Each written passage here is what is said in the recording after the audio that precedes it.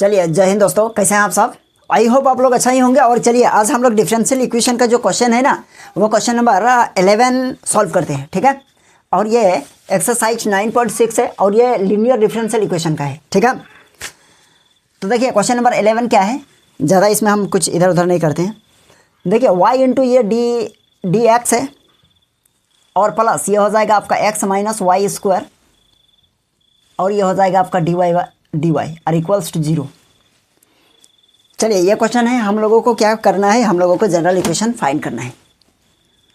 तो चलिए देखते हैं कैसे सॉल्व होगा। देखिए सबसे पहले इसको क्या करिएगा, dy बाई डी एक्स करने के लिए कौन सा हम लोगों को ज़्यादा सेपरेट होगा, इसको ऊपर करेंगे तो ज़्यादा बेहतर रहेगा। तो इसको ऊपर भेजना कैसे है, दैट मीन्स इसको राइट तरफ ले जाइए, यानी इसको ये करेंगे D X R equals to, ये इधर जाएगा तो हो जाएगा माइनस, ये हो जाएगा एक्स माइनस वाई का स्क्वायर और ये डी वाई।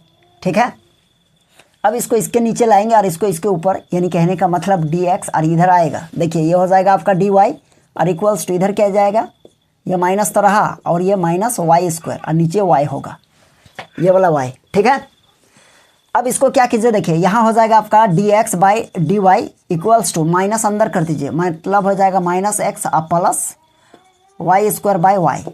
अब इसको लिखिए D X by D Y और इक्वल्स टू, ये हो जाएगा माइनस एक्स बाई वाई और प्लस ये हो जाएगा Y square by Y. That means ये और ये कट जाएगा।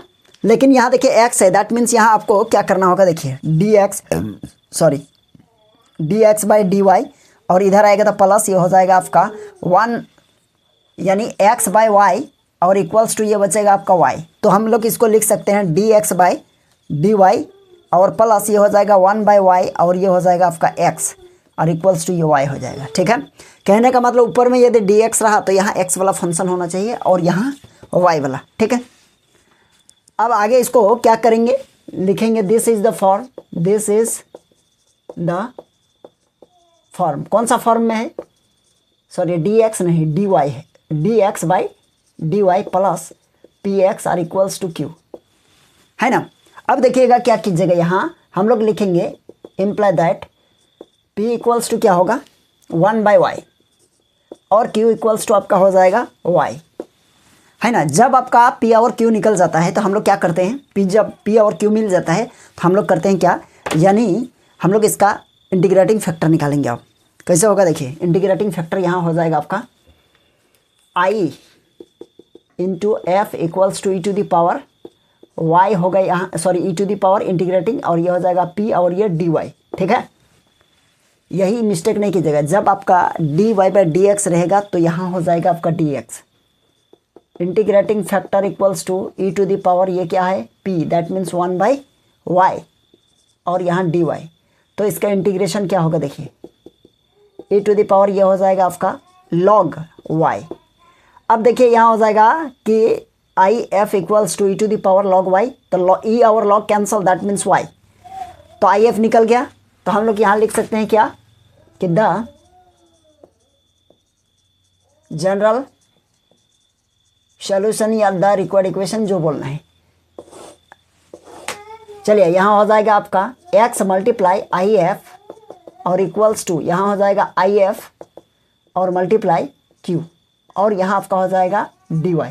ठीक है, तो देखिए x यहाँ रहा और इनटू इसका हो जाएगा y और इक्वल्स टू इसका y और इसका q का क्या है, q इक्वल्स टू किधर गया, q इक्वल्स टू यहाँ देखिए q इक्वल्स टू आपका y है, दैट मीन्स यहाँ भी y और ये dy। तो चलिए ये बहुत सिंपल सा क्वेश्चन है, कोई दिक्कत नहीं हुआ। y यानी वाई स्क्वायर और ये डी वाई। अब इंटीग्रेशन कर दीजिए, क्या होगा x इंटू वाई, तो इसका हो जाएगा y पर पावर 3 नीचे 3 और प्लस c। ठीक है, तो हम लोग लिखेंगे x इक्वल्स टू हो जाएगा आपका y क्यूब बाई 3y और प्लस ये हो जाएगा cy। तो यहाँ क्यूब है तो ये स्क्वायर होगा, कटा ये पूरा। x इक्वल्स टू आपको मिला क्या, यानी 1 बाई 3 और ये हो जाएगा आपका y स्क्वायर और प्लस ये हो जाएगा c y पर पावर 1। ठीक है, तो ये आपका आंसर हो गया। यहाँ पर आप लैंग्वेज लिख लीजिएगा क्या, which is the required general equation of given differential equation. ठीक है, तो देखिए ये अच्छा क्वेश्चन था, सिंपल सा था, ज़्यादा कुछ इधर उधर है नहीं। अब उतार लीजिए इसको। चलिए क्वेश्चन नंबर हम लोग 12 को देखते हैं और 12 का क्वेश्चन नंबर कैसे सॉल्व होगा देखिए, है ना। देखिए अगर यहाँ अब dy बाई डी एक्स आपके पास तो गिवन है, ध्यान दीजिएगा dy बाई डी एक्स यहाँ ऑलरेडी है और इस पूरे को इधर ले जाएंगे तो हो जाएगा आपका y बाई क्या हो जाएगा x आप प्लस 3 ये वाई स्क्वायर। क्लियर है, हो जाएगा ना। तो कहीं ना कहीं इसको पार्टीशन नहीं कर सकते हैं। अगर आप इसको क्या देखिए dy बाई डी एक्स है, अगर हम इसको लिखेंगे क्या D X by D Y, कहने का मतलब इसको ऊपर कर दीजिए, ऊपर का नीचे कर दीजिए, सीधा सीधी बात। आप प्लस ये 3 वाई स्क्वायर बाई वाई। चलिए ये चीज़ समझ गए, बताइए तो क्या किए, नोमिनेटर को डिनोमिनेटर बना दिया और डिनोमिनेटर को नोमिनेटर बना दिया। ठीक है, आप सिंपल लैंग्वेज में समझे तो जो नीचे है उसको ऊपर, ऊपर है जो नीचे, दोनों तरफ। ठीक है, अब हम लोग इसको पार्टीशन करेंगे। देखिए कैसे पार्टीशन करेंगे, पार्टीशन करने के लिए ही ये वाला हम लोगों को करना पड़ा। तो कहने का मतलब x बाई वाई और प्लस यहाँ हो जाएगा 3 वाई स्क्वायर बाई वाई। तो ये कटा और यहाँ देखिए यहाँ x है तो इसको इधर लाएंगे तो हो जाएगा आपका D X by D Y और प्लस इसको इधर लाएंगे मतलब हो जाएगा minus X by Y equals to 3 Y. ठीक है, अब यहाँ हम लोग लिख सकते हैं x बाई डी वाई और प्लस यहाँ हो जाएगा माइनस 1 बाई वाई और इधर हो जाएगा x इक्वल्स टू 3 वाई, है ना। क्योंकि dx है ऊपर में तो यहाँ x होना चाहिए। हम लोग यहाँ लिखेंगे दिस इज द फॉर्म, कौन सा फॉर्म होगा, ये हो जाएगा आपका dx बाई डी वाई और प्लस ये हो जाएगा आपका px और इक्वल्स टू ये हो जाएगा आपका q। ठीक है, अब यहाँ हम लोग लिखेंगे क्या, देखिए थोड़ा सा यहाँ समझिए, p इक्वल्स टू आपका हो जाएगा यहाँ -1 बाई वाई तो ये हो जाएगा -1 बाई वाई और q इक्वल्स टू हो जाएगा आपका 3 वाई। ठीक है, अब देखिए यहाँ तक हो गया। अब हम लोग इंटीग्रेटिंग फैक्टर निकालेंगे, आई एफ निकाल लीजिए फटाफट। आई एफ इक्वल्स टू क्या होगा, e टू द पावर ये हो जाएगा और यहाँ लिखेंगे p और यहाँ लिखेंगे डी वाई, एक्स नहीं डी वाई।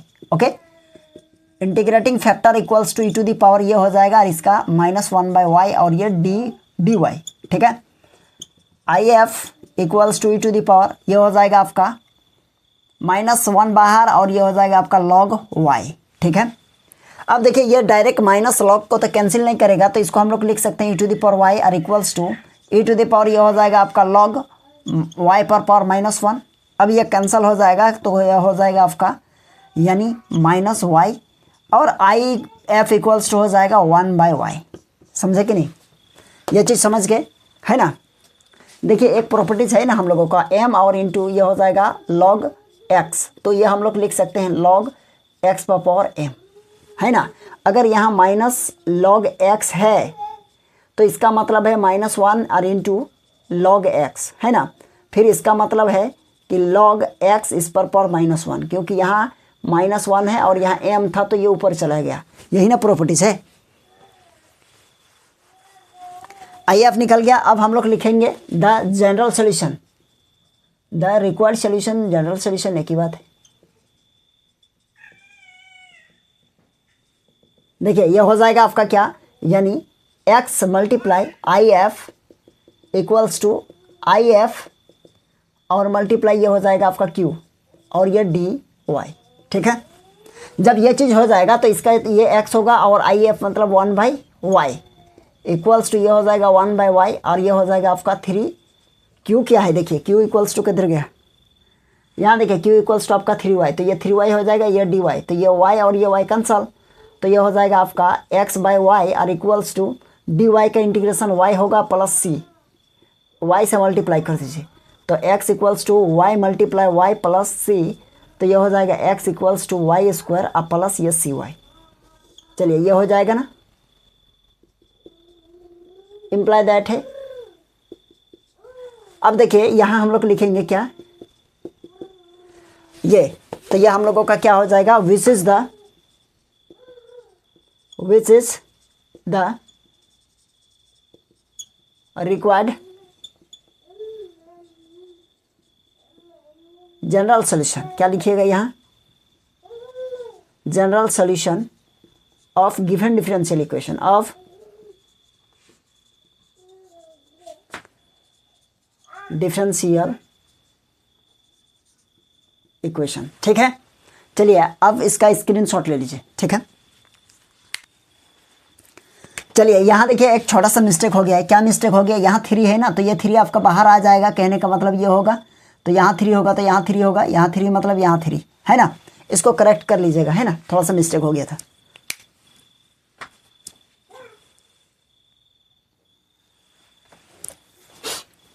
चलिए हम लोग क्वेश्चन नंबर 12 को सॉल्व कर लिए। अब आगे देखते हैं क्या है ना। अब आगे देखिए क्वेश्चन नंबर 13 में क्या कहा गया है ना। यहाँ कहा गया है कि for each of the differential equation given in the exercise, यानी 13 to 15, यानी क्वेश्चन नंबर 13 से लेकर 15 तक क्या करना है। देखिए find the particular solution and satisfying the given condition. कहने का मतलब क्या है, यहाँ दिया हुआ है क्वेश्चन और इसका हम लोगों को जनरल सोल्यूशन नहीं बल्कि यहाँ हम लोगों को पार्टिकुलर सोल्यूशन फाइंड करना है। ठीक है, तो चलिए देखते हैं पार्टिकुलर सोल्यूशन कैसे सॉल्व होता है। क्वेश्चन नंबर 13, यहाँ देखिए क्वेश्चन है dy बाई डी एक्स और प्लस यहाँ है 2y 10x, okay, equals to sine x, और यहाँ दिया हुआ है क्या, कॉमा, इसके बाद दिया है 1 y इक्वल्स टू 0 और यहाँ है 1 x इक्वल्स टू आपका है पाई बाई 3 कहें तो यानी 60 डिग्री। ओके, चलिए D Y by D x plus 2y 10x equals to sine x और y equals to 0 x equals to पाई/3। तो चलिए इसका हम लोग पार्टिकुलर सोल्यूशन फाइंड करते हैं। बहुत सिंपल है। तो यहाँ देखिए d Y by D x है तो यहाँ पर क्या होना चाहिए, पी वाई होना चाहिए। तो इस फॉर्म में करेंगे तो d Y by D x plus ये हो जाएगा आपका 210x और यहाँ हो जाएगा y equals to sine x। तो देखिए पी वाई, ये p का काम करेगा, ये y होगा। तो यहाँ लिखेंगे दिस इज द फॉर्म, क्या होगा बताइए, ये हो जाएगा आपका D Y by D x और plus P Y equals to Q. यहाँ लिखेंगे that is p equals to आपका हो जाएगा 210, क्या हो जाएगा 210 और यहाँ q इक्वल्स टू हो जाएगा आपका साइन x। ठीक है, अब देखिए इसका इंटीग्रेटिंग करेंगे यानी इंटीग्रेशन करेंगे तो उससे पहले आई एफ निकालना होता है। आई एफ क्या होगा, देखिए E to the power integrating p, ये हो जाएगा dx। तो ये हो जाएगा ई टू दी पावर, यह p है, दैट मीन्स ये p का वैल्यू क्या है बताइए। तो p इक्वल्स टू यानी 210x और यहाँ पर हो जाएगा आपका dx। तो आई एफ इक्वल्स टू ये हो जाएगा, देखिए क्या ई टू दी पावर क्या होगा, यहाँ ई टू दी पावर 2 बाहर और यहाँ लिखेंगे 10x। और बताइए 10x का इंटीग्रेशन क्या होता है। तो 10x का इंटीग्रेशन 2 तरह का होता है, देखिए ध्यान दीजिएगा। 10x और यह dx, इसका एक होता है माइनस, ये होता है log mod of cos x, ये होता है, समझे। या फिर आप यह कह सकते हैं या फिर आप यह कह सकते हैं कि लॉग मॉड ऑफ, ये डायरेक्ट लिखिए sec x, यह भी कर सकते हैं। इसमें माइनस नहीं लगेगा, इसमें माइनस नहीं लगेगा, इसमें माइनस लगेगा। ठीक है, तो दोनों में से आप किसी को भी अप्लाई कर दीजिए। तो यहाँ देखिए हम अप्लाई करते हैं, क्या हो जाएगा कि आई एफ इक्वल्स टू, यहाँ देखिए यहाँ लिखेंगे ई टू दी पावर, ये 2 रहा और 10x का हम नीचे वाला को अप्लाई करते हैं, मतलब हो जाएगा आपका क्या, यानी ये हो जाएगा log sec x। ओके, और यहाँ देखिए log का प्रॉपर्टीज यहाँ फिर लगाएंगे तो डायरेक्ट यहाँ 2 है, अब तो लगेगा नहीं, तो इस 2 को आगे लिखेंगे, मतलब ये हो जाएगा ई टू दी पावर, ये हो जाएगा आपका log और ये sec स्क्वायर x। अब देखिए ई और log cancel, that means I F equals to क्या लिख सकते हैं, sec स्क्वायर x, है ना। चलिए ठीक है, कोई दिक्कत नहीं है। अब हम लोग क्या करेंगे, आई एफ निकला, अब लिखेंगे द रिक्वायर्ड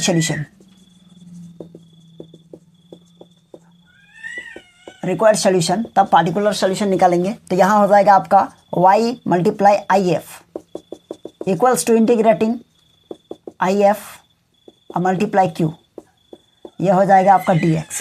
ठीक है, यहाँ dx हो जाएगा तो यह देखिए ये हो जाएगा आपका y और आई एफ क्या है, आई एफ आपका सेक स्क्वायर x है इक्वल्स टू, यहाँ हो जाएगा आपका सेक स्क्वायर x और q क्या है, देखिए यहाँ देखिए q हम लोगों का क्या है, साइन x, मतलब ये हो जाएगा आपका साइन x और ये dx। चलिए यहाँ भी हम लोगों को इंटीग्रेशन करना है, इसको आप चाहे तो उतार सकते थे, मिटा दिए, कोई दिक्कत नहीं है।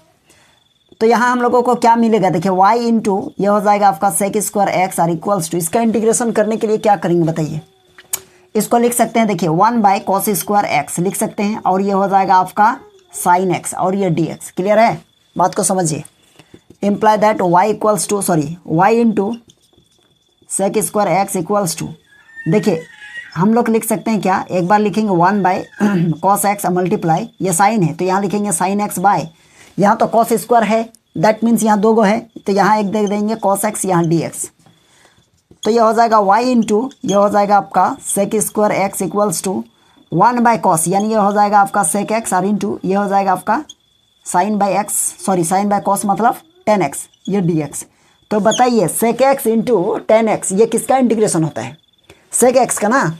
तो यहाँ हम लोग लिखेंगे इम्प्लाई दैट y इंटू ये हो जाएगा आपका sec² x इक्वल्स टू, इसका इंटीग्रेशन करेंगे तो ये हो जाएगा sec x, और प्लस ये क्या हो गया c, ठीक है, प्लस c हो गया। तो आप क्या कर सकते हैं इसको, तो हम लोग लिख सकते हैं y इक्वल्स टू लिख सकते हैं, ऊपर में क्या है sec x, अब बाई नीचे हो जाएगा आपका sec²x, और प्लस यहाँ हो जाएगा 1/sec²x। ओके, तो एक सेक कटा, इसके साथ कटा, और एक इसके साथ, यहाँ तो कटेगा नहीं लेकिन यहाँ सी है। ओके, 1 नहीं सी।